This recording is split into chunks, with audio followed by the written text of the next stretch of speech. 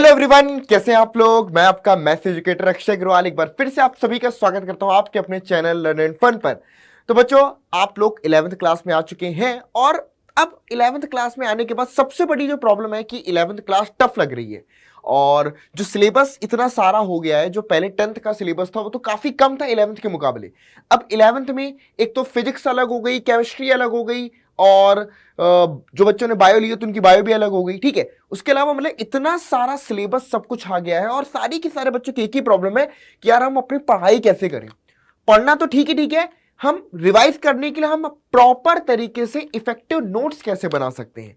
क्योंकि ऑब्वियस ही बात है, पढ़ाई तो तब होगी ना जब तुम्हारे पास अच्छे नोट्स होंगे जिनको पढ़ करके तुम टाइम टू टाइम चीजों को रिवाइज कर पाओगे। ठीक है, तो इसके बारे में आज की ये वीडियो है जो काफी ज्यादा इंपॉर्टेंट होने वाली है। तो पूरी वीडियो को एंड तक देखना, क्योंकि आज जो बच्चे हमारे बोर्ड्स के लिए से प्रिपेयर कर रहे हैं या फिर अगर वो जेई एग्जाम के लिए प्रिपेयर कर रहे हैं या फिर नीट एग्जाम या फिर सीयूटी, किसी भी एग्जाम की तुम तैयारी कर रहे हो, हर एक एग्जाम वाले बच्चे को ये टेक्निक, ये जो नोट्स बनाने की कला है, जो टेक्निक है, ये सबको पता होनी चाहिए। तो इसको मैंने 3 स्टेप नोट्स का नाम दिया है। ये 3 स्टेप नोट्स क्या है, थोड़ा सा सुनने में आपको नया टर्म लग रहा होगा, लेकिन जब मैं अपने स्कूल्स के टाइम पर था, जब मैं प्रिपरेशन कर रहा था, तब मैंने इस चीज को फॉलो भी किया था। तो मैं एक दिन आप लोगों को अपनी नोटबुक भी ला करके दिखाऊंगा कि मैं किस तरीके से अपने नोट्स बनाता था। लेकिन आज मैं आपको एक कुछ स्पेशल चीज दिखाने वाला हूं। तो सबसे पहले 3 स्टेप नोट्स में जो स्टेप नंबर 1 है उसको समझते हैं, वो क्या है। पहला स्टेप तो आप यहां पर देख सकते हैं, ये एक नोट्स है और ये किसी और के नहीं, हमारे ही बिलीवर बैच में एक बच्ची पढ़ती है, उसने वो ये प्रॉपर तरीके से जो क्लास में हम पढ़ाते हैं उनको, उसने बाकायदा नोट्स वगैरह बनाए। ठीक है, तो स्टेप नंबर 1 जो बच्चों है वो आपका यही है कि आप किसी कोचिंग में पढ़ते हैं, आप ऑनलाइन क्लास में पढ़ते हैं, आप कहीं भी पढ़ते हैं। ठीक है, सबसे पहले जो चीज आपको वहां पर पढ़ाई जा रही है उसका आपको एज इट इज जो भी क्लास में पढ़ाया गया उसके सबसे पहले आपको एक स्टैंडर्ड, बिल्कुल जो हम अपने स्कूल्स में भी फॉलो करते हैं, जो हर जगह फॉलो करते आ रहे हैं, वो एक इस तरीके के सेट ऑफ नोट्स तो आपको वहीं पर बनाते चलना है। ठीक है, क्लास में जो भी चीज पढ़ाई गई उसके रिकॉर्डिंग आपने सारी की सारी हेडिंग, क्वेश्चंस जो भी क्लास में करवाए जा रहे हैं, जो भी आपके ऑनलाइन क्लास में करवाए गए या जो भी आपके स्कूल्स में, स्कूल्स के नोट्स तो अलग हो जाते हैं, बहुत सारे डिफरेंट हो जाते हैं, तो ना चीजें करवाई भी नहीं जाती। इंपॉर्टेंट वहां पर कोचिंग के नोट्स ज्यादा रहते हैं क्योंकि वहां पर ज्यादा डिटेल्स में चीजों को पढ़ाया जाता है। तो इस तरीके से आपको सारे क्लास में जो भी पढ़ाया जा रहा है उसके नोट्स आपको ऐसे बनाने। ठीक है, आप देख सकते हैं क्लास 11th का जो पहला चैप्टर है सेट, उस चैप्टर के सारे नोट्स हैं जो बहुत ही बढ़िया तरीके से लिखे हैं। लेकिन ये सिर्फ स्टेप नंबर 1 है, ये बाकी के 2 स्टेप अभी इसमें बाकी हैं। तो पहला स्टेप तो आपका यही है कि जो भी क्लास में पढ़ाया उसके नोट्स आपको बनाने हैं। ठीक है, अब उसके बाद बारी आती है बच्चों स्टेप नंबर 2 की। स्टेप नंबर 2 में करना क्या है, ध्यान से समझो। ये आपको अभी आपने जो नोट्स बना लिए हैं उनमें भी आप फॉलो कर सकते हो या फिर जो आगे आप नोट्स बनाओगे उनमें ये चीज, अब इन बातों का ध्यान रखना क्या है। सबसे पहले मान लो आपने कोई भी चैप्टर स्टार्ट किया, चैप्टर नंबर 1 है, 2 है, चैप्टर स्टार्टिंग से आपको पहले 2 पेज छोड़ देने हैं। याद रखिएगा, चैप्टर स्टार्ट जब कर रहे हो उस पर्टिकुलर चैप्टर के नोट्स में आपको पहले 2 पेज छोड़ देने हैं और आखिरी के 4 से 5 पेज छोड़ देने हैं, ब्लैंक छोड़ देने हैं। अब ये क्यों बोल रहा हूं समझिएगा।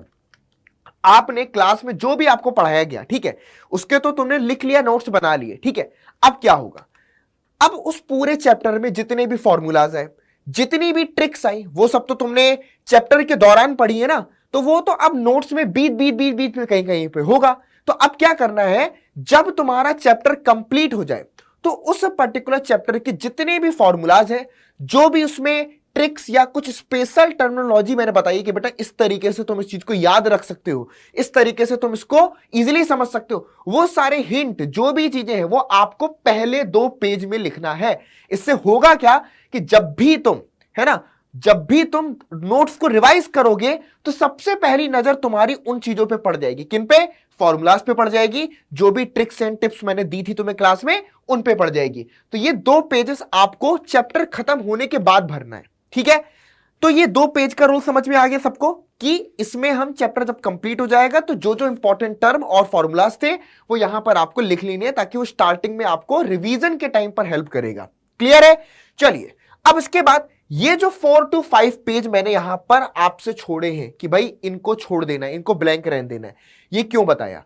ये इसलिए बताया कि फॉर एग्जाम्पल आपके आपके क्लास में कुछ चीजें पढ़ाई गई, ठीक है, किसी दिन पर टीचर ने आपका टेस्ट लिया, ठीक है, अब उस टेस्ट में कुछ ऐसा क्वेश्चन था जो आपसे नहीं बना, सर ने क्लास में नहीं करवाया था लेकिन उन्होंने टेस्ट में दे दिया, या आपके मॉड्यूल में था, किसी चीज में था जो आपसे नहीं बन पाया, तो ऐसे क्वेश्चंस जो आपसे पहली बार में सॉल्व नहीं हो पाए, मतलब कि उन क्वेश्चन में कुछ तो बात होगी, कुछ तो ऐसा होगा जिसकी वजह से आपसे नहीं बना है, तो वो क्वेश्चन जो आपसे पहली बार में नहीं बन पाए या जिसमें आपको पता चला कि यार ये क्वेश्चन बड़ा कमाल का है, इसमें ये ऐसी चीज है, ये क्वेश्चन एग्जाम के पॉइंट ऑफ व्यू से बड़ा इंपॉर्टेंट है, ये क्वेश्चन बोर्ड्स में आ सकता है, ये क्वेश्चन मॉड्यूल में है, ये हो सकता है कि मेरे जेईई मेंस में आ जाए, ऐसी चीजें, ऐसे क्वेश्चन जो आपको मिले वो आपको इन 4 to 5 पेजेस में आपको सॉल्व कर लेना है, लिख करके रख लेना है। इससे होगा क्या, जब तुम नोट्स को रिवाइज करोगे तो वो जो सेट ऑफ प्रॉब्लम्स आपके पास होंगी, जिसमें आपको प्रॉब्लम्स आई थी, जिसमें आपको दिक्कतें हुई थी, वो आप वापस से वहां पर रिवाइज कर लोगे। तो ये चीज आपको कर लेना है। एक चीज यहां पर और इंपॉर्टेंट है कि हर पेज की नंबरिंग करनी है, मतलब कि मान लो ये पहले 2 पेज है तो आपकी नंबरिंग करनी है ऐसे 1 2 3 फिर 4 5 6 7, हर पेज में आपको नंबरिंग जरूर से करनी है। क्यों करनी है नंबरिंग, ये मैं आपको अभी नेक्स्ट स्टेप में बताऊंगा, यानी कि जो स्टेप नंबर 2 है। ये स्टेप नंबर 1 समझ में आ गया बच्चों, 2 पेज आगे पर छोड़ना है और 4-5 पेज पीछे पर छोड़ना है, तो किसमें क्या चीजें लिखनी है ये भी एकदम क्लियर है। अब इसके बाद बात करते हैं स्टेप नंबर आपका 3, ठीक है।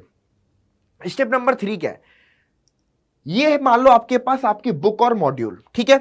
अब आपकी कोचिंग में ऑब्वियस सी बात है कि क्लास हो चाहे कोचिंग हो या जो भी हो, वहां पर मॉड्यूल के या बुक के एक एक क्वेश्चन तो कोई नहीं करवाता, मतलब कि कुछ कुछ क्वेश्चन ही आपको करवाए जाएंगे। तो जो बचे हुए क्वेश्चन हैं उनको कहां पर लगाओगे, अगर तुमने वो सारे के सारे अपने क्वेश्चंस अपनी नोट्स जो तुमने पहले बनाए हैं उसी में लगाया तो नोट्स तो बहुत बड़े हो जाएंगे, बहुत ज्यादा पेजेस के हो जाएंगे। तो आपको क्या करना है बच्चों, एक और कॉपी बनानी है, हर एक सब्जेक्ट में आपको 2-2 कॉपीज बनानी पड़ेंगी। उसके लिए आपको हम बोल सकते हैं कि प्रैक्टिस नोट्स। अब इसमें क्या होगा कि कुछ क्वेश्चंस तो आपने अपने मेन नोट्स में कर लिए थे जो कि आपके स्कूल में ही या क्लास में ही करवा दिए गए थे, लेकिन जो बचे हुए क्वेश्चंस हैं उनको तुम यहां पर लगाओगे, ठीक है, उनको तुम यहां पर लगाओगे। और इन पेजेस में भी, इनमें भी आपको सब जगह पर नंबरिंग करनी है, 1 2 3 4 5 6 इस तरीके से नंबरिंग कर देनी है। क्या होगा, अब ध्यान से समझिए, जब आपने मॉड्यूल के क्वेश्चन या बुक के क्वेश्चंस को अपने प्रैक्टिस बुक में लगा करके सॉल्व कर लिया, प्रैक्टिस कर डाली, कोई जरूरी नहीं है एक बार में एक क्वेश्चन अगर गलत हो जाता है तो जरूरी नहीं है कि आप सोचो कि पहले रफ में करूंगा फिर फेयर में करूंगा। ये रफ और फेयर वाला झंझट छोड़ो, इसकी कोई जरूरत नहीं है। आपको सिंपली काम क्या करना है, क्वेश्चन गलत हो गया, सिंपली उसको कट करो, नीचे सॉल्व करो, आगे पर काम में आएगा, आगे पर पता चलेगा क्या प्रीवियस जब मैंने सॉल्व किया था तब मैंने ये गलती करी थी, तो उस चीज से तुम नेक्स्ट टाइम पर बच जाओगे, ठीक है। तो ये चीज बिल्कुल रफ और फेयर वाला सिस्टम नहीं रखना है, आप प्रैक्टिस बुक में बेधड़क होकर के क्वेश्चंस लगाइए जो भी आपके मॉड्यूल में है या जो भी आपके पास असाइनमेंट या बुक है, ठीक है। अब करना क्या है, जो नंबरिंग की मैंने बात करी कि 1 2 3 4 5 6 नंबरिंग करनी है।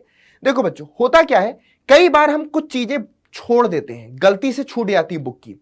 तो अब आपको करना है, जब भी आप अपनी बुक को उठाएं तो बुक में आप देखेंगे कि मान लो ये वाला थ्योरी वाला पोर्शन है, ठीक है, इस पर्टिकुलर डेफिनेशन को मैंने अपने नोट्स में किस पेज में लिखा है, ठीक है। तो आप अपनी उसी बुक में, उसी मॉड्यूल में उस पर्टिकुलर चीज को लिख दो कि ये मैंने अपनी प्रैक्टिस बुक के पेज नंबर 26 पे सॉल्व किया है, या अपने नोट्स के पेज नंबर 10 में मैंने इसको सॉल्व किया है। ये आप अपनी बुक और मॉड्यूल में अगर इस तरीके से मेंशन कर लेते हो तो इसको बोलते हैं बुक मैपिंग। इससे होता क्या है बच्चों कि कभी आपने बुक उठाई क्वेश्चन लगाने के लिए और आपसे क्वेश्चन नहीं बना, तो अब आप कहां ढूंढोगे कि ये क्वेश्चन आपने कहां पे लगाया था, वहीं पे लिखा होगा कि यार ये क्वेश्चन तुमने पेज नंबर 26 में या पेज नंबर 27 में लगाया है। तो तुम फटाक से जाओगे, प्रैक्टिस बुक खोलोगे, 26 नंबर का पेज ओपन करोगे और तुरंत अपना सॉल्यूशन देख के रिवाइज कर लोगे। ये सारी चीजें तुम्हें हेल्प करेंगी जब जब तुम्हारे पेपर पास में आने लग जाएंगे। अभी क्या है, अभी तो चिल है, कोई बात नहीं, पेपर है नहीं तो चल रहा है, लेकिन जब तुम्हारे पेपर पास में आ जाएंगे ना, तब तुम्हें इन सब चीजों की सबसे ज्यादा जरूरत पड़ी होगी। और एक चीज याद रखना कि 10th क्लास बहुत इजी थी इन रिस्पेक्ट ऑफ 11th का सिलेबस बहुत ज्यादा ह्यूज है, सबसे इंपॉर्टेंट ये है। तो यहां पर लास्ट के 2 दिन 3 दिन में पढ़ करके काम नहीं बनता, यहां पर आपको पूरे साल भर अच्छे तरीके से घिसना पड़ता है अपने आप को, तब जाकर के 11th अच्छे से होती है। और 11th अगर बढ़िया से होगी तो 12th बढ़िया से हो जाएगी, और 12th बढ़िया से होगी तो आप किसी भी अच्छे कॉलेज में पहुंच जाओगे। लेकिन अगर 11th वीक तो ट्वेल्थ बर्बाद तो किसी भी कॉलेज में नहीं पहुंच पाओगे ढंग के। झोला छाप कॉलेज में जाकर के तुम्हें अपनी कॉलेज की डिग्री, अपनी बैचलर डिग्री करनी पड़ेगी। ये तुम्हारी चॉइस है कि तुम्हें झोला छाप कॉलेज में जाकर के बैचलर डिग्री करनी है या फिर एक अच्छे, सुंदर, शानदार, जबरदस्त वाले इंस्टीट्यूट में जाकर के पढ़ाई करनी है। तुम्हारी चॉइस है, तो अब मुझे जरूर से बताइएगा, ठीक है। तो ये तो बेटा तुम्हारे 3 स्टेप नोट्स की मैंने पूरी की पूरी प्रोसेस समझा दी। इसको अप्लाई करना और ऐसे नोट्स बनाना स्टार्ट कर दो। अब आप लोगों को बता देते हैं अपने बिलीवर्स 2.0 बैच के बारे में। तो बच्चों, जैसे कि आपको मालूम है कि हमारा believer batch one of the most successful batch है फॉर सीबीएसई एंड जेईई और नीट। तो अगर आप लोग ज्वाइन करना चाहते हैं तो जरूर से ज्वाइन कर सकते हैं। और ये 2.0 बैच मतलब कि नया बैच आपका शुरू होने जा रहा है। इसमें आपको जेईई और नीट लेवल की क्लासेस मिलेंगी। हर एक सब्जेक्ट को डिटेल्स में पढ़ाया जाएगा और सबके डिटेल लेक्चर्स वगैरह मिलेंगे, नोट्स मिलेंगे। प्रीवियस का बिलीवर बैच भी आपको यहां पर इंक्लूड फ्री में मिल जाएगा।